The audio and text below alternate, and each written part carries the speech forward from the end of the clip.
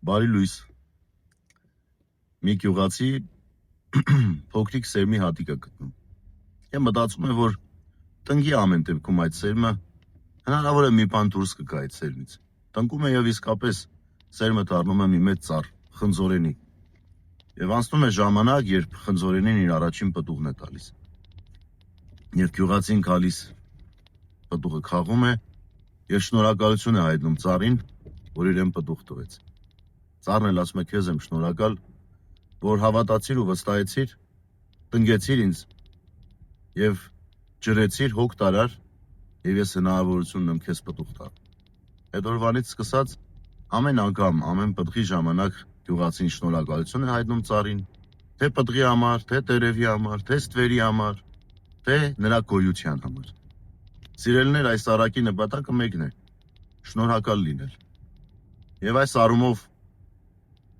երեկվա ձեր բարեմաղթանքներին, ձեր ցանկություններին հետևելով, կարդալով, ընդունելով ես շնորհակալ եմ ձեզ։ Ես շնորհակալ եմ իմ մայրաթոր Սուրբ Էջմիածնին, ի գլուխ ամենայն հայոց հայրապետի, որ հավատացին, տարիներ առաջ ինձ տնկեցին որպես սերմնահատիկ եւ այսօր որպես մի պարզ քահանա կարողանում եմ որոշակի պտուղ բերել։ Եվ այդ պտղի վկայությունը ձեր շնորհակալություններն է եւ ձեր բարեմաղթանքներն է ինձ։ Ես էլ շնորհակալ եմ ձեզ։